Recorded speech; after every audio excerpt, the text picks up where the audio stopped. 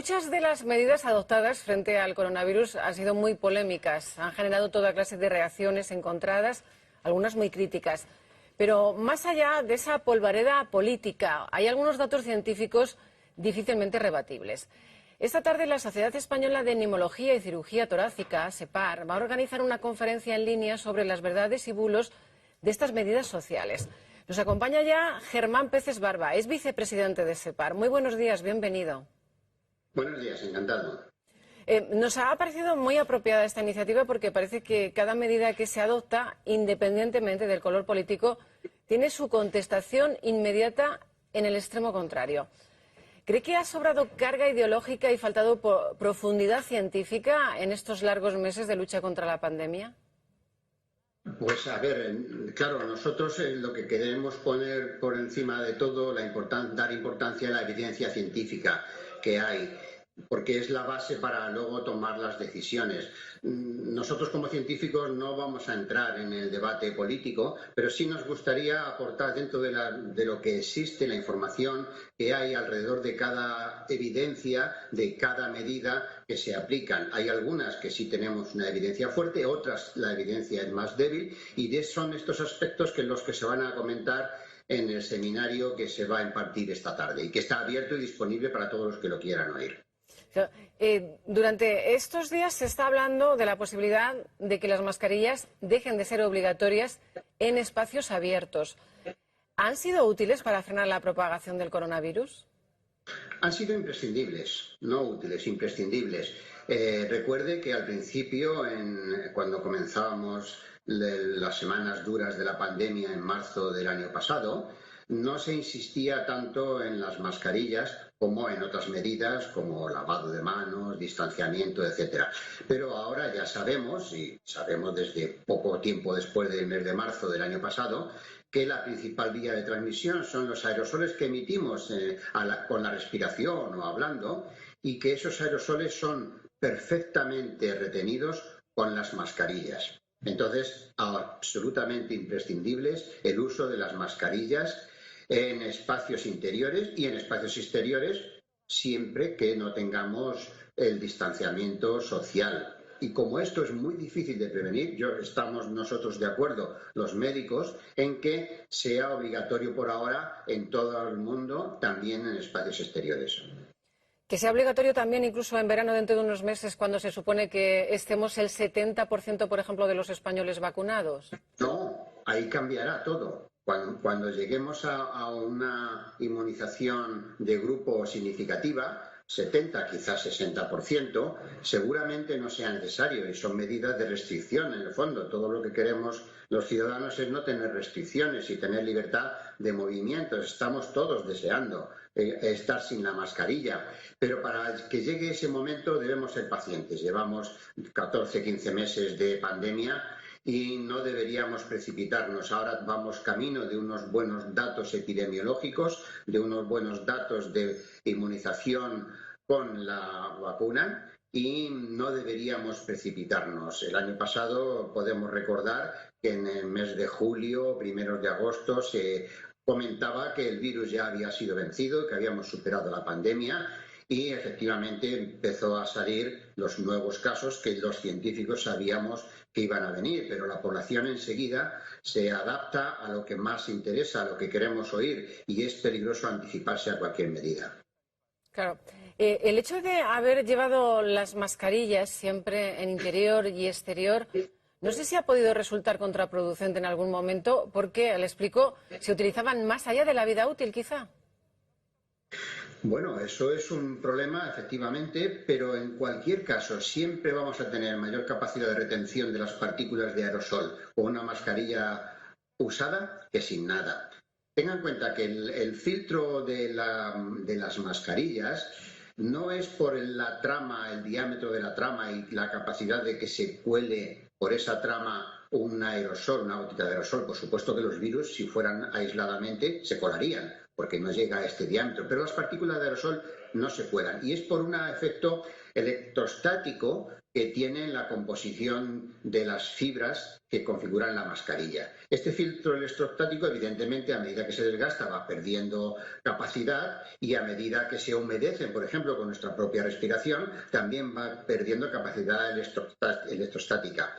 Por tanto, es verdad, tenemos que tener la mascarilla en buen uso. Si la sentimos que está húmeda por nuestra respiración, pues airearla de alguna manera para que recupere su capacidad y, bueno, reponerla siempre que podamos. Claro. Doctor Peces Barba, ¿y está comprobado que el virus no se transmite si la persona infectada está a más de 2 metros de nosotros en lugares abiertos? No existe una regla mágica de decir a 2 metros estoy libre. En el espacio exterior es muy difícil la transmisión si estamos a más de 2 metros, porque tendría que ser unas condiciones pues muy especiales, absolutamente nada de viento, absolutamente calmo, y en una zona, pues nada, ya digo, una condición extrema que no suele pasar. Si estamos hablando de un falso espacio exterior que está cubierto parcialmente por paredes, pues quizás pueda ser.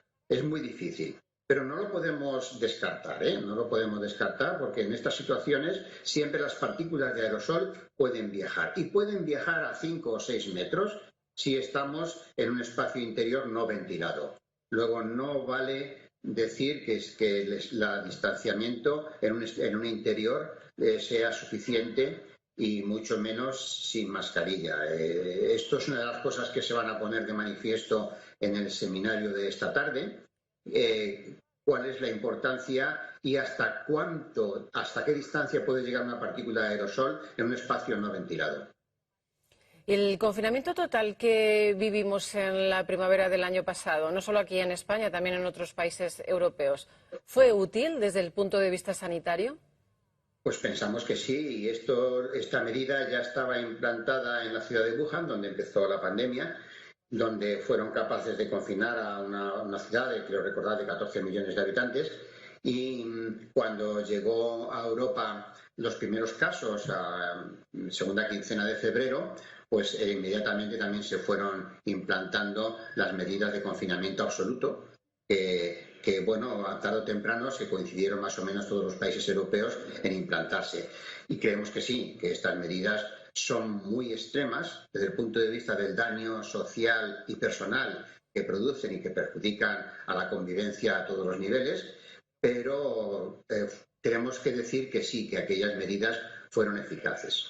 ¿Y el confinamiento perimetral y los toques de queda están acreditados también desde el punto de vista? Eso tiene más dudas, y eso es lo que vamos a poner de manifiesto en esta sesión de esta tarde. ¿Hasta cuánto hay de verdad y de mentira y de demostrado con evidencia o alta o evidencia baja? Son muchas categorías las que tenemos para agarrarnos a una medida de recomendación. Estas medidas de confinamientos perimetrales, de toques de queda, son medidas que aportan, pero que no siempre hay una evidencia científica alta detrás que lo avale.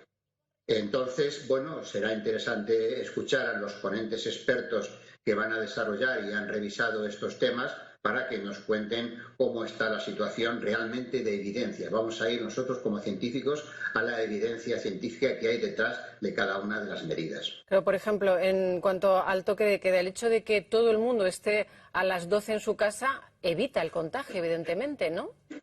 En principio, cualquier medida que tienda a disminuir la movilidad de las personas se supone que va asociada a una disminución de la transmisión de la enfermedad. Pero ya digo que falta tener una evidencia. Lo que parece obvio no siempre está demostrado de manera científica, y la demostración que pueda tener científica pueda ser aplastante, o sea, una evidencia alta, o una evidencia que es baja, pero estamos hablando de unas situaciones dramáticas que son las que nos ha conducido a la pandemia, y cualquier evidencia, por baja que sea, hay que acogerla como útil y aplicarla. Entonces, esto es lo que nos van a decir. La evidencia va a ser baja o alta, nos lo van a decir, y por tanto, una justificación va a existir aunque la evidencia sea baja. Pero esto lo tenemos que escuchar esta tarde. Doctor Peces Barba, una de las medidas que más malestar ha generado, el cierre de locales comerciales, salas de espectáculos y restaurantes, ¿tiene base científica a la hora de combatir el coronavirus? Pues eso es otra buena pregunta que también hacemos nosotros a los ponentes de esta tarde y nos lo van a desarrollar. Hay una clara relación entre la capacidad de ventilación de los espacios interiores, medidas por veces en las que el aire completo de una habitación se renueva por hora, que son las que más participan o más evitan la transmisión de la enfermedad. Una habitación con ventanas abiertas y son ventanas contrapuestas, pues ventila una habitación bastantes veces por hora. Una ventilación de una única ventana en un lateral menos veces por hora. Y una ventilación forzada por sistemas automáticos o mecanizados de ventilación, pues los hay que son muy eficientes y las hay que son poco eficientes. En los meses de invierno, por ejemplo, o de verano de extremo calor, hacer una ventilación de 12-20 veces por hora o el volumen de una habitación supone un gran gasto energético porque estamos introduciendo aire del exterior y el exterior pues puede que esté helando y estamos enfriando muy intensamente una habitación que hay que compensarla con un alto consumo de energía para calentarlo. Estas medidas están relacionadas con el nivel de ventilación que se tenga en los espacios interiores. Y esto hay un documento del Ministerio al respecto. Va a participar una persona que ha colaborado directamente en este documento y nos va a decir qué hay de verdad y qué hay de mentira y cuáles son los límites aceptables o no de ventilación de cada espacio para acoger a un número, a grupos de personas. Doctor Peces Barba, el tabaco también ha sido objeto de controversia porque se llegó a afirmar que la nicotina hacía resbalar al coronavirus y no entraba en los pulmones. ¿Se ha descartado totalmente esta hipótesis? Sí, no. El efecto del tabaco no depende del tabaco en sí, no depende del humo ni de la nicotina, depende del acto del fumador. Un fumador cuando inhala una calada hace una inhalación más o menos profunda, pero generalmente al expeler la calada hace una exhalación más fuerte de lo que sería la que hacemos durante una respiración normal o mediante mantenemos una conversación.